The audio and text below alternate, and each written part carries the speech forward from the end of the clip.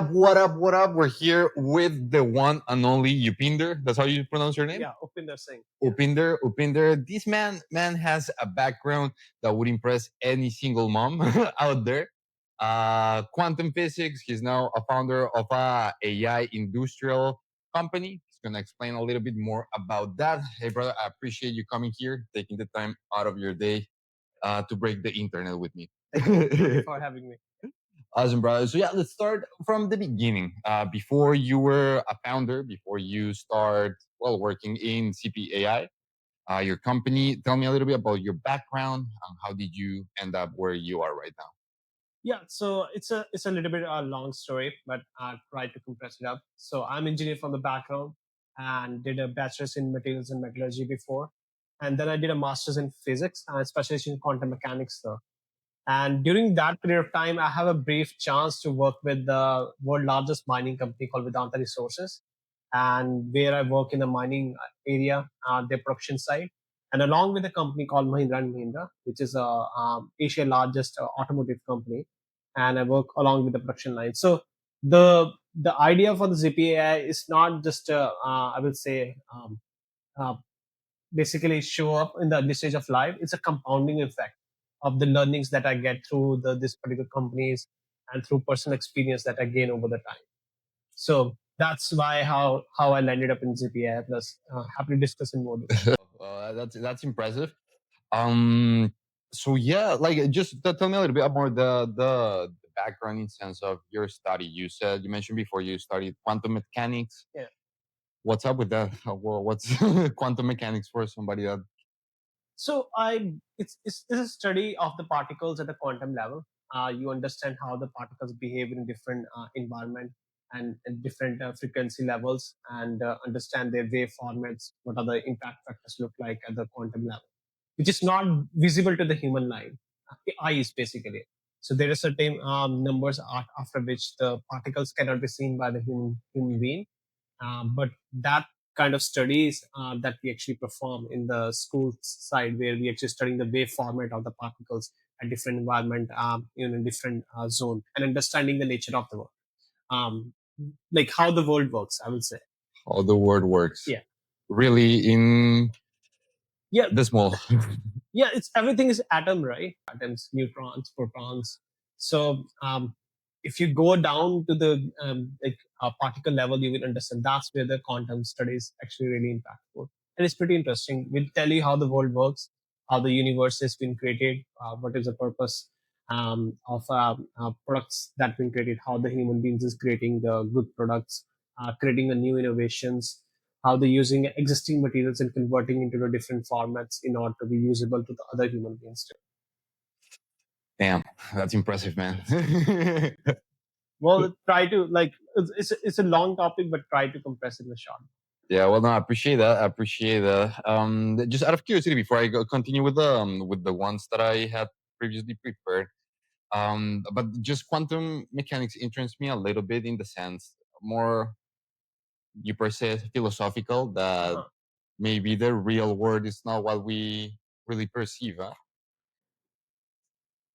I will say is kind of first principles too, like how the things will start work in the early stage, and yeah, so it actually give you the way to think how the universe works, right? And on the basis of the thought process that you learn from the at a quantum level how the system works, that will actually impact your life and your thinking decisions towards the goals you want to achieve.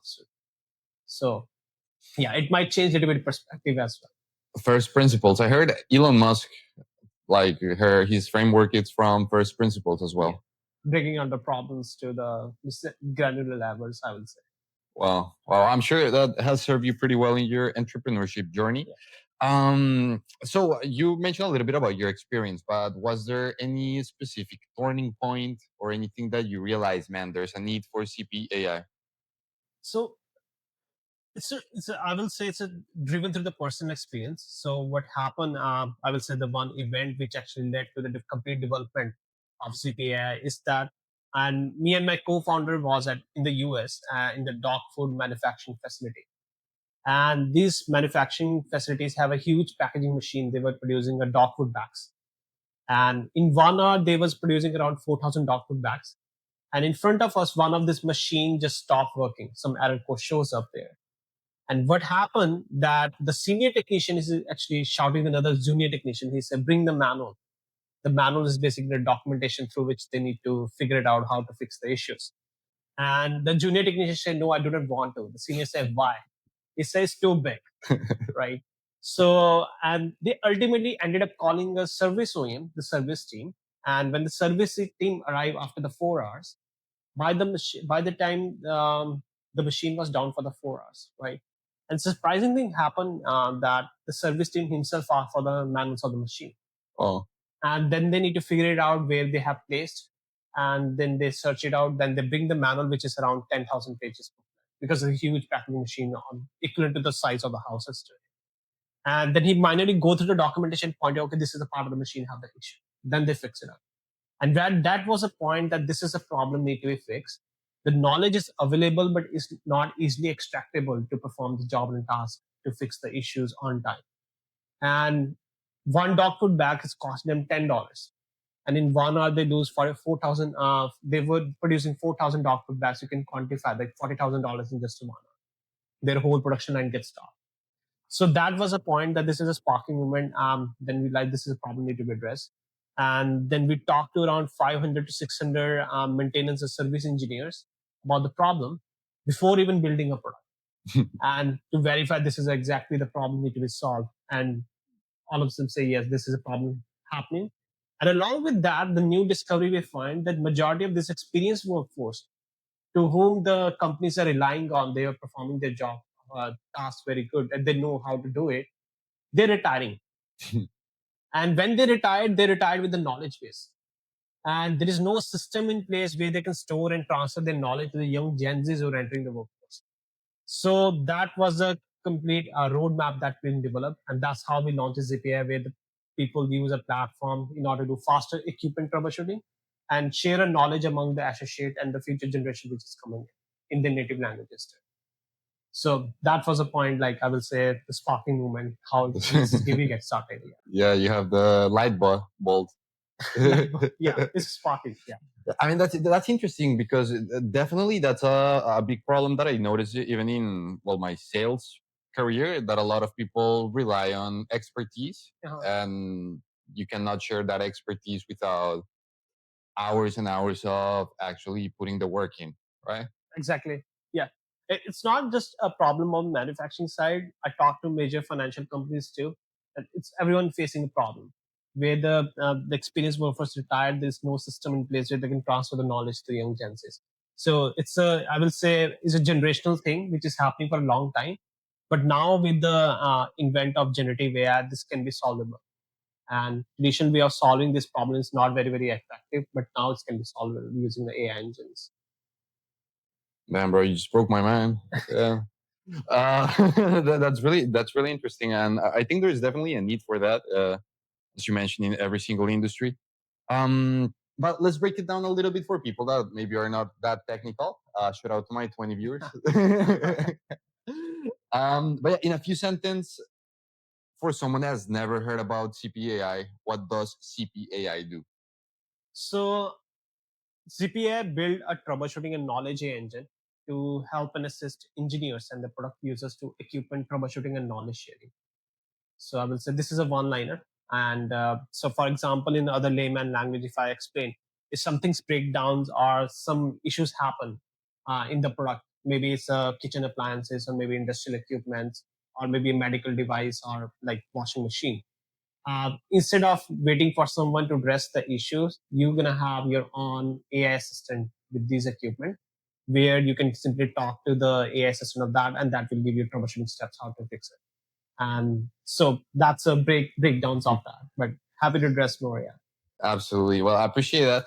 Well, we talked a little bit about this already, but still it's good because I frame everything as a salesperson, right? Yeah. So when you sell something, you don't sell the solution, you sell the problem. Right. So in your specific industry and niche, who benefits the most from CPAI? So during the early preliminary analysis that we did with the industries, we started focusing on the manufacturing side. And the reason we start focusing on manufacturing side is not just only my background that come from that similar domain. It's also about the value proposition the customer is getting. So what happened, as I explained in the previous scenario, so whenever there is a machine is down in the factory floor, the people who are responsible to fix the issue, they're hired and their purpose is to fix the machine on time so that their production does not get impacted, the output of the plant does not get impacted. So what happened, like in the unit, like even in the automotive company, as an example, 1 minute of downtime costs them $9,000 USD, Yeah. right? And it's a compounding effect. Once machine is down, it impacts the other machine's output as well.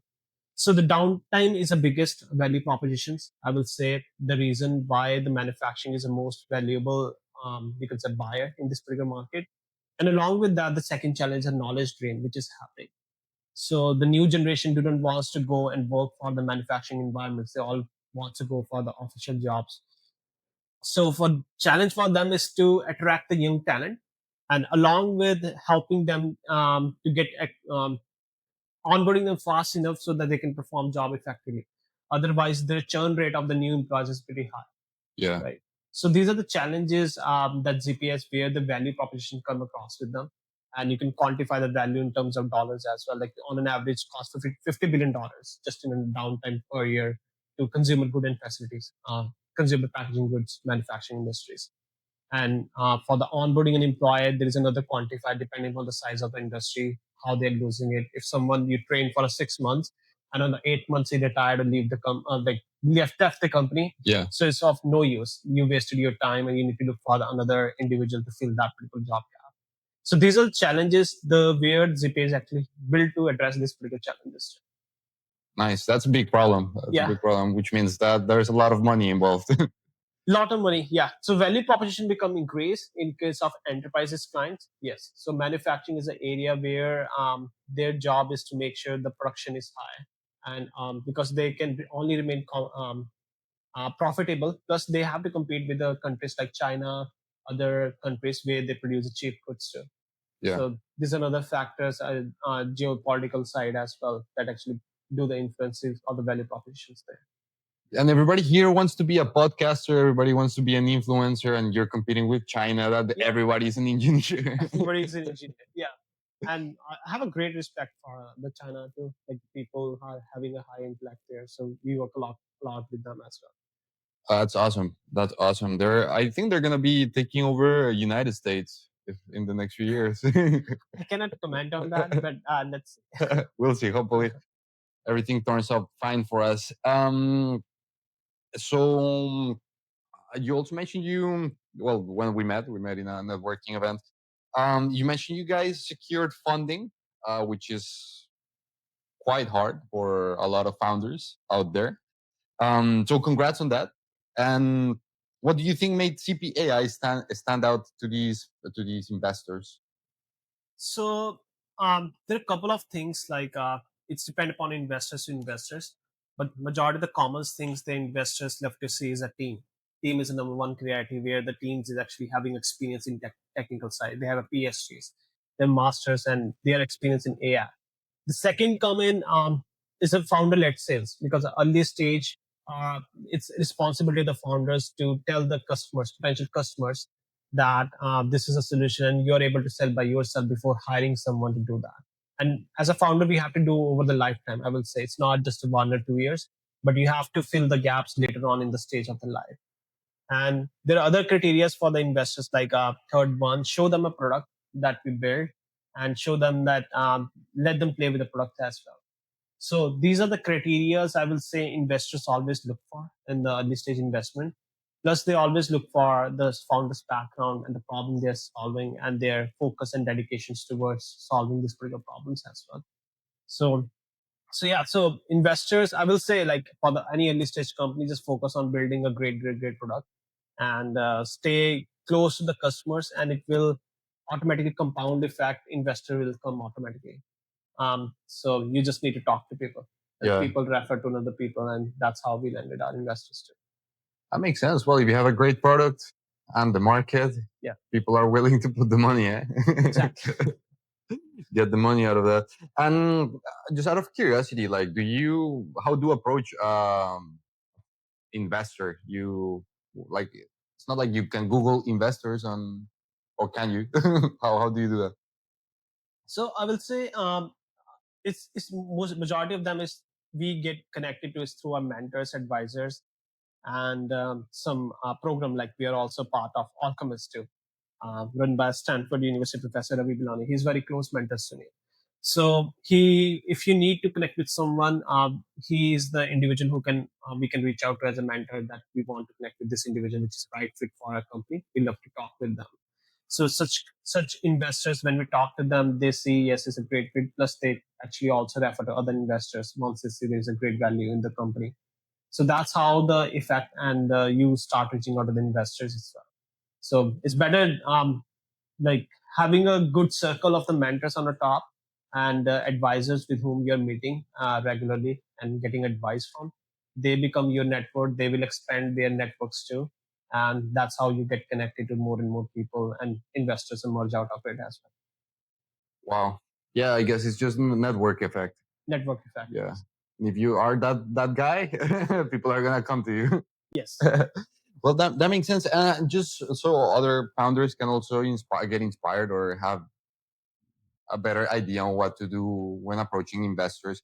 How much equity do you think it's healthy to share with investors, and how do you go about that? So I would say depend founders to founders and company to company as well, right? Like in case of enterprises, I will say, like if you maybe 10 to 20% if you're diluting the company, that will help you to give a good roadmap, and then later on you can adjust that valuations as well. That will help you to impact your equity structure into the company. So more control, like in the early stage, is kind you have to de-risk yourself when you're running a company, and so de-risking is a number one priority because you can achieve more and more clients. Ultimately, the pie is going to go big, and you also need to help other people who are actually helping you to grow along with you, right? So I will say it's totally depend upon startup to startup, and there is no good structure, but it's depend upon what category of the companies you are running on, and what are the investors profiles are. If this is a good investor profile, you better give them more opportunity there so they can come along with you for longer runs. Nice, nice. And well, going into the next one. Well, you also mentioned the how you build trust with your investors. Um, so, what's the hardest part of getting Zippi AI off the ground before you get investors? Um, I will say in the early stage, it's completely self-funding. It's funded too, right? And we almost started like ZPA is, I will say, it's a compounding effect. Like during the age of 18 and 17, I always developing technology. I developed softwares like a photo sharing software company, just like Instagram that we have. So then after that, I develop a, you can say music share website to share music between the peers to peers. So that's before immigrant to the US, and it's all happened in another part of India. So, and I will say, uh, that actually impact me over the time that we stick with the technology for a longer run. And my co-founders also come from the electronics and computer science background. So my experience and his experience, both of us are having the same kind of experience over during a lifetime, and we share some ideas between us, and as that actually lead to development of, I will say, ZPA. And it's more important to stay connected with your passion, and we both are more passionate about what's new, and we're always learning about the AI. I love reading books, right? So books are a greater source of knowledge that Yeah, can give you the information where the world is going, how to think differently as well. nice. Any books you would recommend to somebody starting? I will say I will say one book from the Intel CEO, Only Paranoids Survive. That's a good one. And another one is Hard Things About Hard Things. I think it's from A116Z. Uh, and Steve Jobs is the most common book, I will say, by Walter Isaacson. So that would be another one great. But yeah, so these are the books that are top read that actually build a foundation for anyone that who wants to go and start the companies. Nice. So Steve Jobs is a biography on Steve Yeah, yeah, Jobs. biography on Steve Jobs. Nice. I've been reading a lot of biographies lately, Okay, a lot of them, and yeah, it changes your framework. Sometimes you're worried about things, and then you're man, I probably need bigger problems. agree. It actually these people actually help you to think differently, right? That will help you to think about the future, where the future is going, how to like maybe perform an action in certain environment in more innovative way that will help you to grow yourself and people around you and the company along with you. So I will say books is a source of knowledge. Rest, you need to have a good mentors. Like we are fortunate enough, we have mentors from Harvard and Stanford University. So we get connected to them in the early stage of our life, and like during the early stage, and through them, they actually, one of the mentor actually told them like, make a commitment. Like once you committed, the magic will happen automatically. So that's happened over the time. Make a commitment. Does he mean by that? So commitment, like if you're wanting to start something, a new company or something, you do not just guess around and making analysis to do how to do it, how to do it. You just go and just start it, Oh, because the okay. things get automatically show up as a magic. The doors will open automatically. Yeah. Yeah, well, I think it relates a lot to my experience in sales because you can read 1,000 books about sales. You can make analysis of the market, and you're only gonna make like the first time you make the call, everything goes through the window. Yeah, it's kind of process too in the sales side. Like sales is hard, like at early stage, because you have to tell the people like the value proposition. You have to build a trust. So in our case, what we did uniquely, we just stick with the customer. We went in person, stay with them, and develop a product along with them. Oh, So okay. our customers are so much close to us that they are the one who actually refer our product to the other companies or other associates in their friend zones, and Nice. that's how I ended up having a more and more customers in our portfolio. So Wow. always remain close to the customer in the early stage, even in the longer run, because they are the one who gonna like help you out. That makes sense. That makes sense. I also heard like if you have a great product and great marketing, you don't need sales. Well, if you can deliver a value to the customer, right? Because there is saying like even one time, I think Steve Jobs says that like where um, why people prefer Japanese product sometime as compared to the American product, because Japanese product are more good into quality, but they're not good into the marketing side, right? Mm, And where the Americans products are good in the market, but they're not good in the quality side. So if yeah, you go somewhere and ask on the street that which product is will you buy, the people will say the Japanese product. The reason is why the quality is high, right? yeah. They're not good in doing the marketing, which is American companies are very good in doing the marketing side. So it's all about the value and the customer experience you're giving. Yeah, Japanese have a really interesting culture, but definitely not one that you would highlight for their openness and Yeah. Uh, absolutely. And well, it sounds like you gone a pretty long way. Obviously, I imagine you had a lot of challenges starting from like the college itself. I yeah. think it's like quite impressive, like your study career. Um, but in the early days, like when you started this business and when you just you didn't have the feedback to know that this was a good idea, Uh-huh. what kept you going? Um, I will say it's kind of like intuitions too. Like your intuitions tell that this is something we have to solve the problem. No one is solving, right? And that actually tell you that these problems need to be focused and solved. Otherwise, there is lots of inefficiencies happening in the world. So what uniquely we did in the early stage, like it's very difficult to get hold of this manufacturing peoples too, right? Getting an appointment with them to set up. So I started sitting in a parking area early in the morning with in my car along with my laptop where I usually work, and whenever there is a lunchtime. So I saw people coming from the company out of the building, manufacturing floor. I just go and talk to them that this is what we are building. And they actually get impressed, like this is something, the problem. They share the problems they have. And that's how the early stage we get started, right? Well, So that's a hard way to do it. But in the early stage, if you do not have network, this you have to figure it out how you can reach out to the end users, right? And but before that, we tried going in person in US, like going to a manufacturing company. There are so many barriers to you have to cross the security barriers and everything else. yeah, Then they will say you have to book an appointment. You cannot wait for booking an appointment because startup life is, you can say, you have to move fast. yeah, So you have to find alternate way. The alternate way I did, like sitting in a parking area with my laptop while working as well. And when there is a lunch time, I just go and grab the people and talk to them. So that's how it get evolved. So it's kind of commitments too, right? And I always wanted to do the company, my own company, because you could innovate there, right? And you can keep innovating along with, you can bring some new things into the life of human beings that people can use and increase the efficiencies of their working capacity or even their personal life, yeah. right? That actually what the inspiration where come from internally, that if that we can bring something to the life which other people can use. Wow, man, you sounds really passionate about it. Well, that's why you're dedicating your life to that. Eh? Yeah. Makes sense.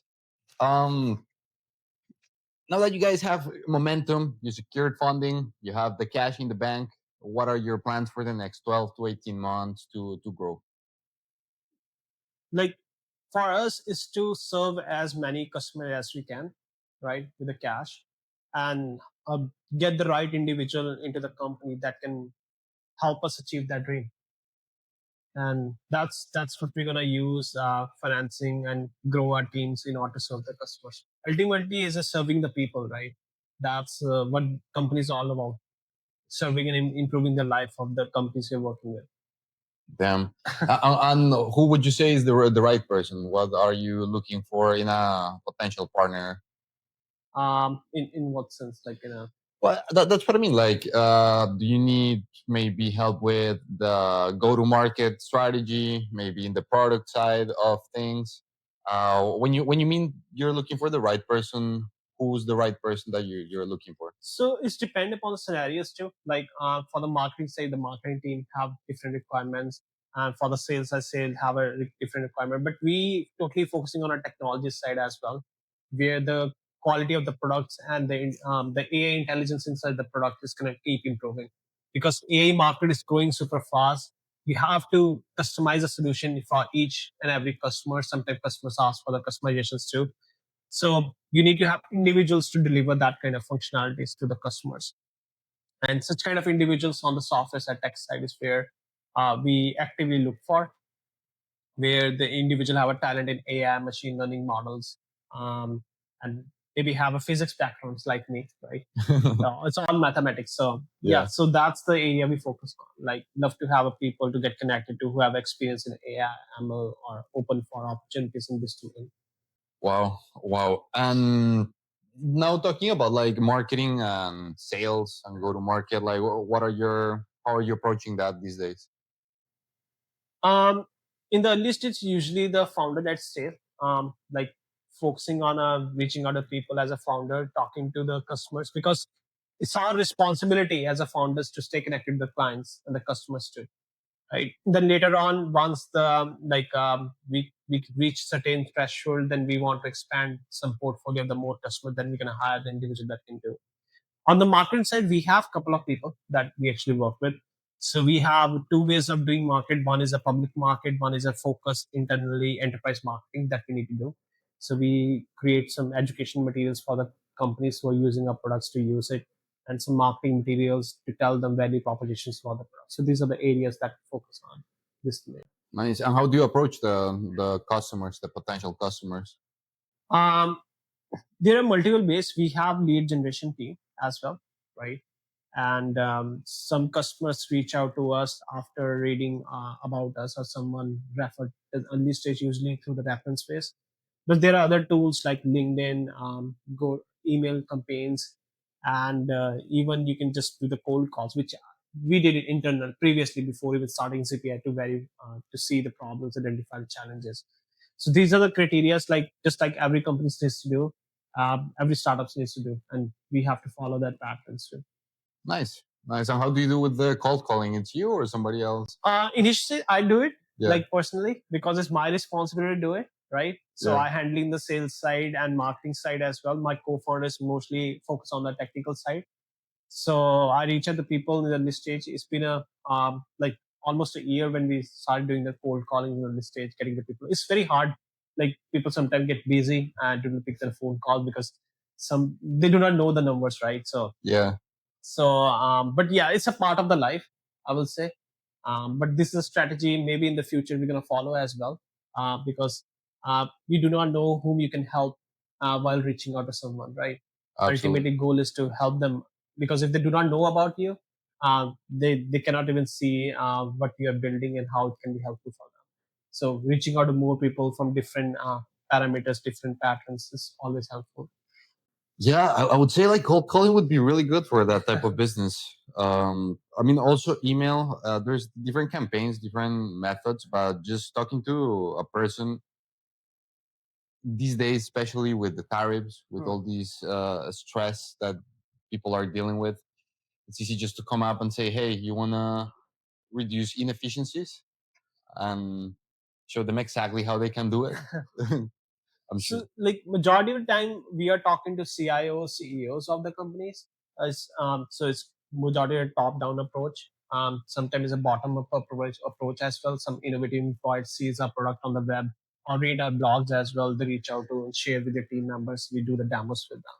So, but we only focus on like CIOs, CEOs. They are the one who actually Yeah, have responsibility of leading the companies towards the AI adoptions too, because you have seen as the technology revolution happen, if the enterprise do not adopt it on a timely manner, they become obsolete, or yeah. their competitors adopt them, they become far ahead of them, right? So it's a once in a lifetime opportunity. So it's a category of the people the enterprise usually have into the portfolio. They are responsible for having such kind of conversation with the other vendors or other companies that they can help them solve the problems. Absolutely. Because in my experience, for example, my dad, it's a CEO for a service company Okay. in Colombia. So Okay. he services gas and oil. Amazing. He services, Hmm. well, other energies. Uh-huh. And to be honest, he, and even in Latin America, Uh-huh. people hear about ChatGPT, and that's the most they do Hmm. with AI. You know, that's Okay. like so minimal, and I see so much opportunity. I'm not a technical guy, so Hmm. I know the opportunity is there, but I don't exactly where. Um, but man, yeah, it's true. Like definitely, a lot of CEOs they know they need AI, Yeah. but I mean, there's engineers, old school. They went to mechanical engineer, Right. electrical engineering, That's it. and they don't really understand the capabilities of this. But It's a two way of doing it. Like one way that you serve directly to the manufacturing companies. The second, you're working with the OEMs who supply the equipments to these companies too, because OEMs have its own service team that they are responsible for fixing the issues on a time when the customers call them, yeah, because they actually also sell it as a part of their service package to the end users. yeah, So it's a both way operations. Like the behavior is the same, like the individuals, they need to make sure the equipment is up and running on timely manner. yeah. No, absolutely, absolutely. In Latin America, a big part of the problem is that they have strong unions. Okay. So maybe Uh-huh. if it's not even a technical issue, it's just somebody is standing up and saying nobody's coming to the factory today. Okay. Yeah, I'm not sure about that, but yeah, like maybe there are some countries have a challenges too, right? And yeah, so they need to overcome these particular challenges. They need to be stay ahead into the future as well, right? Absolutely, absolutely. Do you plan to go and maybe test this type of products in India, or you're just focusing on North America? So we work in like US. US is a major hub that we have. We although have some clients in India as well, and some in like in the US you have Canada and Germany, where majority of the manufacturing happens, or some head offices that we need to talk to. So majority of the focus areas we have in the US as of now. The US, Yeah. US. I mean, it's a huge market. Why? It's also about the innovation drive, right? Some countries have limited innovation drive, some countries super fast. Like US is always far ahead of inventing new technology, even in adoption side. So it's all makes sense just to focus on the US as of now before expanding your portfolio and go international. That makes sense. That, well, makes a lot of sense. Um, okay, and now a little bit outside of CPAI, more in the regular sense of a founder Okay. itself. If you were advising a founder, they're trying to close their first funding round, their first B2B, like their first B2B deal. They're just starting out. What would you tell them? um, I will say, like, go and work with your potential customer, like, with them, and spend time with them. Let them feel like you are part of their team member who is building some solution to help and make their life easier. So that what we did actually in the early stage, visiting personally in person, spending time and showing them product, let them play with the product, and they will give you feedback like how they can improve it, what features they're looking for, and that's how we expand it. So I will say, no matter which categories you're serving, it can be enterprise or consumer side as well. You need to stay close to your customers, and you need to figure it out who are your can be potential early adopters. So tell them, show them product. They can ask them that they can refer this product to other users that they might think that can be helpful from this particular product. That's how you expand your portfolio in the early stage. Interesting. And what's something people often misunderstand about building a company? I will say some people think about this easy to do, right? But it's really, really hard, right? It's not. You need to be very dedicated and committed to what you are doing, right? So I will say this is what the sometimes people have misconceptions that it's very easy to do, but it's not. Yeah, just open an AI company and make billions. Get a founding round. So this is some we have seen by ourselves with the companies, people we met in the early stage, but they do not make efforts to make it successful as well, right? It's all about the efforts and commitments you are making with you, your team members, your employees, and your customers, that they want to rely on you, they want to grow along with you, right? Because the first challenge always will be like customers gonna trust you. Will you be Yeah, there after 2 years or 3 years now, right? So you have to let stay committed and close to customer and make sure they are more attached to you in the sense and helping or building a product and using your product as that makes well, makes me think a little bit well. about the anxiety factor. Yeah. I think a lot of people, maybe they're lazy, but maybe in the other hand, there is anxiety that's driving them not to try to fly too close to the sun, if it makes sense. So how do you deal with that, with those negative emotions, with those doubts, and just go all in what you know it's gonna work? I will say, like, if you have to stay close to your mentors as well, so they can guide you in case of you need any assistance too, right? And I believe every founder needs to go through such kind of storms too, like, and but it's kind of we when you learn through the books too, it's happened to everyone. It's not something uniquely happened to us, right? But they figured out how they can overcome and use that energy and invest that energy in particular way that can help maybe your users, and you can serve universe. You need to have a motivation and passion for it.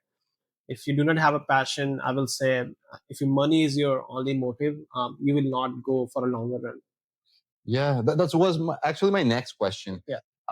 We've talked a lot about different things that are driving you Yeah. and like your mindset, but you never touched about money once. Like you never said you were. Do you think you're financially motivated to do all this, or it's something more that's pushing you? It's I love innovation, like I will say. always want to invent something. That's how my early life was, and that actually my behavior, and you can say how I built in this way, right? Always want to innovate, always want to serve people as much as possible with the new innovations. So money is a secondary. It is a good source of energy that will help you to do the things, but yeah, it is required. I Yeah. will say, yeah. Okay. I mean, you need money to live, Yeah, but money to live. Ultimately, I will say money comes to you automatically if you build a great product and your customers are happy and you have a good networks too. yeah, yeah, I agree. I agree with that. And you also mentioned your mantras. So, what are your mantras? Um, what in what sense? Like, I love to. Well, we were talking about what would you say to someone that's starting out, and and you mentioned that one big part is following their mantras to deal with the Mentors. anxiety. Okay. Ah, okay, Yeah. okay. Maybe I So, didn't. all right. Yeah. So, like you mean like what they want to look for the mentors or what they need to ask questions? Oh, mentors. You mean? Mentors. Oh, okay, Yeah. okay. So yeah, well, that's also interesting because I've heard a lot about people. Basically, every top guy that I talk to, Yeah. they mention mentors.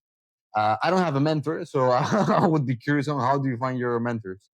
Um, I believe you need to meet up people and it will emerge like similar interest and uh, once you start talking to the people and they will refer to someone that know better than them, then they will refer to someone that knows better than them, and that's how you started finding the individuals that is like have experience in that domain and have work with the companies in that particular domain and aligned with your goals too, right? So you want to follow the patterns they have follow, or you want to get some advice on the patterns they avoided follow before you starting follow and learn with a hard way. It's better to have a directions from such kind of mentors. So I would say through the network, you need to talk to people and get connected to the right individuals. Uh, Try hard. I don't know. I didn't know like it's happened automatically. It's not for me. It's happened automatically. Like I will say, it's a compounding effect again. There's no single moment I will go and start figuring out. I need a mentor or advisor. No, it's Okay, emerge automatically. So, okay. Just align yourself properly, and yeah, things start coming by. things. Yeah, that's why like I call like stay like commit every like do the commitment and rest is magic. Everything's happened by magically itself. Wow. Well, that's interesting. Hey man, I appreciate you coming here. All This right. was the one and All only right. Upinder, from quantum mechanics all the way to building AI. I'm sure I'm gonna see you in the Forbes list someday. All right. So I appreciate you taking the time. Do you have any links you want to shout out for the audience? No, it's okay. Just I'm happy to discuss with someone who's looking for opportunities in AI. Love to know more about the AI itself. So connect with you and other connect with me. So happy to stay connected. Nice, nice. Do you have like socials or somebody will that I they will say can? like follow zippyai.com. That will be helpful and learn if you want to stay ahead in the AI. So we um, put more information on the AI in our domain. If you are into similar domain, that will be really helpful and help you out stay ahead in your career and even in your goals too. Well, appreciate it, bro. All Thanks for right. watching. Thank you. Hey, have a good one.